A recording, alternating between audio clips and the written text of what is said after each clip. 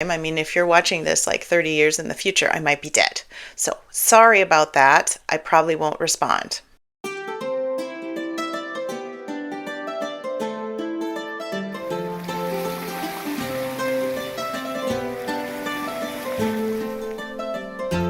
Hello, welcome to the Chirp YouTube channel.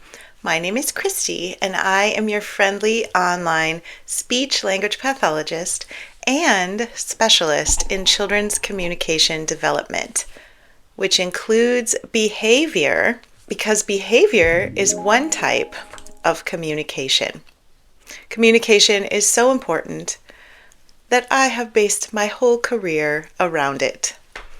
Kids especially need to be able to learn how to communicate. And one skill that we often minimize or potentially ignore is called initiation. Initiating is when a person has the ability to, without prompting, do a communicative activity. So for example, I could realize, let's say, this may have happened. Let's say I'm sitting on the couch reading a book. There's a cat sitting on me while I'm reading a book. But I am thirsty and my tea glass is sadly empty. What could I do? My brain realizes I have a problem.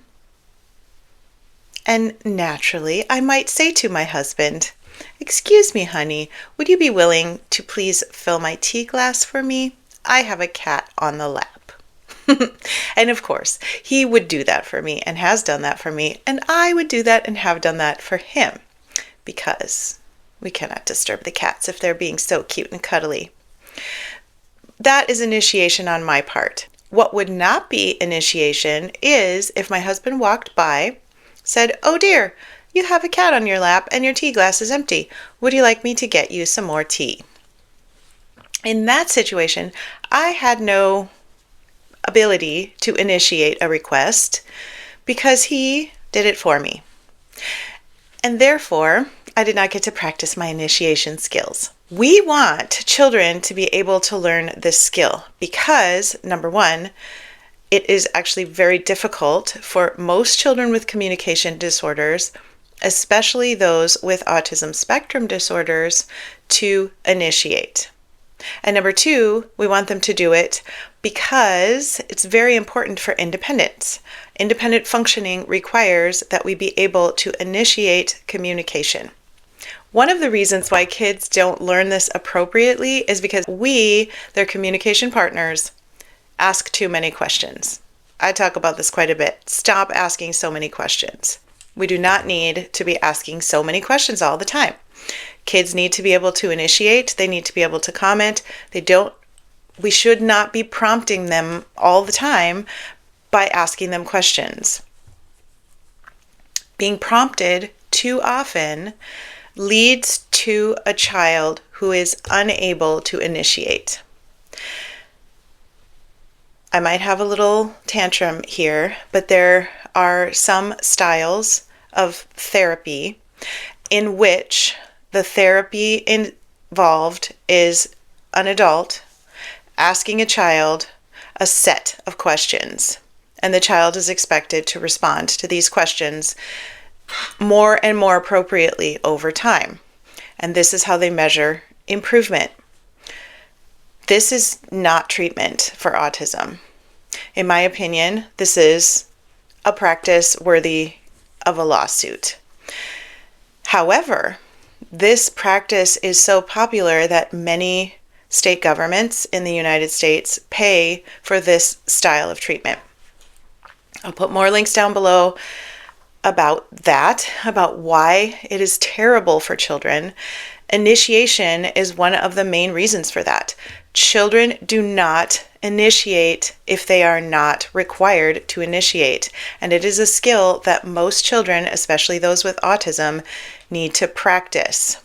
They need to practice it a lot because it's difficult. And of course, autism spectrum disorders are not a deficit of responding to questions. That is not the definition. That's not the diagnostic criteria. And asking questions and expecting children to respond is teaching them how to be robots, how to answer how you want so they can get a reward. That is not helping the difficulty with engagement that these children have. It's not helping the difficulty with initiation that these children have, or the difficulty with flexible communication, flexible play, social skills. None of those things are being properly addressed in a relational way. Everything we do should be relational, especially with kids who are very young, and especially with young people who have autism spectrum disorders, because relationships are the difficulty for them. Maybe this starts out with sensory difficulties as babies, and it progresses to a little bit of avoidance of humans because we're unpredictable and we're loud or not loud enough, or they can't control their sensory needs enough that they can function in a relational way. We can work on all those things, but not if we're not working in a relational way. I have lots more information about that in the box below this video. It's easy to find, you can do it, and you can find yourself a lot more education on that topic. Okay, I do need to say though that there are many families who love those types of programs.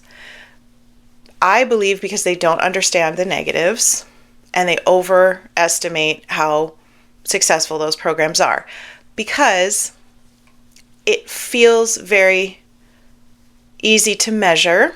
Because at the beginning, you ask your kid 10 questions and he can't answer any. And at the end of that treatment session for those 10 questions, he's learned all 10. So yay, he's made 100% progress. Those questions are not functional language skills. They're not functional engagement skills. They're not the right thing to measure. This is my opinion. I have been a speech-language pathologist since 2001. That's a long time. I have worked in lots of different environments with lots of different kids, and I have clinical opinions based on science and based on my experience as well. So be cautious of programs that are in that realm. What we need to be doing instead to help our kids with initiation is create tempting situations, communication temptations. If my child is used to responding like a robot and I put his favorite toy on top of the fridge, is he going to do anything to get it? No, because he's trained to respond to a prompt. He's not trained to initiate, much like me with the cat on my lap. If I didn't have initiation skills, I would just sit there thirsty because I couldn't initiate, honey, could you please get me a glass of tea? This is the same problem that many of these children experience when they are trained to respond to a prompt. They don't initiate, and therefore they don't get what they need and want, and they don't build back and forth relationships. Instead, we want to teach them how to initiate, and we want to give them high motivation to do it. We want to teach them how to. Most of the time, we're going to start by using visuals. I have a series on using communication books right there. And also my favorite book on this topic, my favorite 2 books, are in the box below, so you can check those out of the library or you can buy them used. Just get them because they're fantastic and because they will teach you everything that you need to know about using visuals and about using communication temptations to help your kids learn this skill. I cannot tell you everything you need to know in a reasonably short video, but I can point you in the right direction. That is my goal. Those books are the right direction. And once you get some visuals in place, for example, if I'm going to put my favorite my child's favorite toy, let's say that it's the Gears game, looks like this. Let's say that's his favorite toy. And I put it up on top of the fridge, but on the fridge, I'm going to put a little picture of the Gears. And I just put it there. And the first couple of times, I'm going to teach my child how to initiate. He's going to come over to the fridge. I'm going to help him grab the picture of the Gears and hand it to me. So my one hand is handing it to my other hand. I look at it and say, Gears. And then I get the Gears down and I give it to my child. We're going to practice this a couple of times because he might not get it right away. And once I believe that he understands the concept, that this is how I'm going to get what I want, then I'm going to need to practice another skill that's a little hard for grown-ups, and that is to play dumb.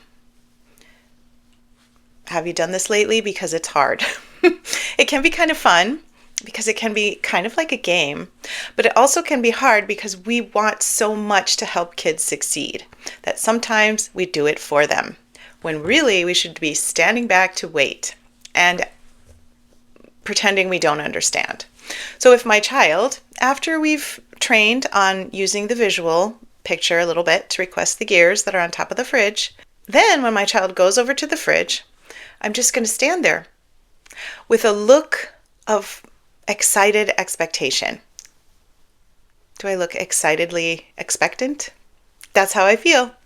I'm excited. I'm expecting the child's going to do something amazing, and I'm waiting for it.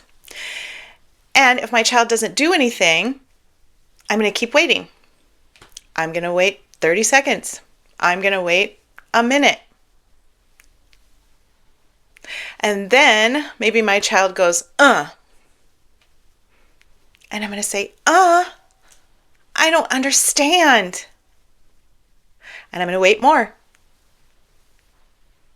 Perhaps I help the child grab the picture and hand it to me. And then we have succeeded together.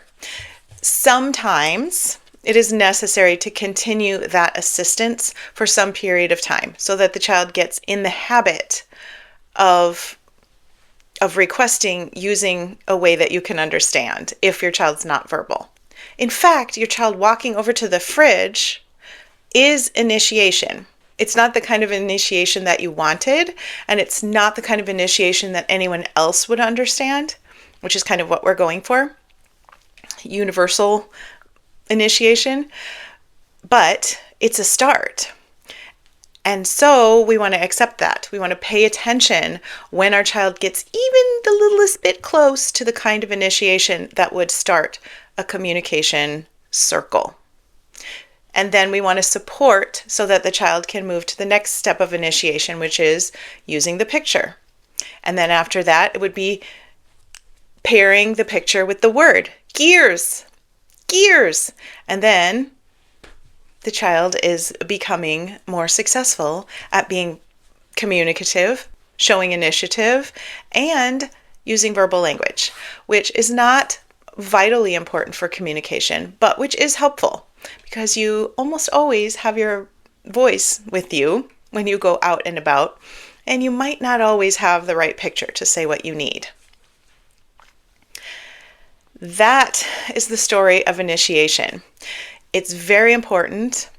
Most of our kids don't work on it nearly enough because we, as the grown-ups, are in a hurry. We don't want to wait. We don't have the skills to set up communication temptations. And we constantly prompt kids by asking them questions or by modeling for them or by jumping in too quickly. We need to slow down. That's on us. We need to slow down. We need to give the child time to practice initiating, to practice learning those skills of figuring out what it is he wants, figuring out how he got it before, and figuring out how he can go through those steps to do it again. We have to practice this a few times first, usually, maybe a lot of times, depending on the child's ability to learn these processes. Some kids have faster cognitive systems than others. Some have more processing delays. Some kids have more motor delays, and we need to take all of those things into account. This is why I can't tell you everything you need to know in a short video. However, if you have further questions, if you'd like to talk to me about your particular child, your particular way of working with your child, questions you have that your therapist maybe haven't addressed and you wonder how you might be able to address those as a family member, please, you can leave me a comment. I will respond. I don't have millions of subscribers, so I have the time to respond to individuals. And you can also email me. You can find my email address on my website, which is linked in the box below. And I will respond to you, assuming I haven't died in the meantime. I mean, if you're watching this like 30 years in the future, I might be dead. So sorry about that. I probably won't respond. But if I'm still alive, I will respond and you can get some ideas about how to work with your particular kids. A speech-language pathologist who also specializes in behavior and child communication development should be able to help you. Be careful if you decide to work with a behavior specialist who isn't a specialist in communication, because we can't address behavior if we don't address communication. And that the communication piece is really important to understanding why children are behaving in certain ways and how we can support their development rather than just trying to stop behaviors we don't like. If I'm having a behavior because I want the gears that are on the fridge, but I don't know how to ask for it, then just teaching me not to have that behavior isn't the right answer. I need to step in to be able to teach that requesting skill and that initiation. And some behavior people don't have that background and therefore miss out on that important piece. So be careful. Make sure that whoever you are working with in person is really working on the same things that are important. Initiating, building relationships, back and forth communication, engagement. Make sure that it's relational. Make sure that it's fun for your child. It's not a game of quizzing. It's not irrelevant to your child's interests. Make sure that your child enjoys being around human beings rather than seeing it as a bummer. Because who wants to interact with people who are a bummer? Nobody. Well then, that is our message for today. Make sure that your kids are practicing initiation and dig into those resources in the information box so that you can find out more about how to put those things into practice in your own home, or if you're a professional, maybe in your own program. Thanks for being here. I will see you next time. Bye.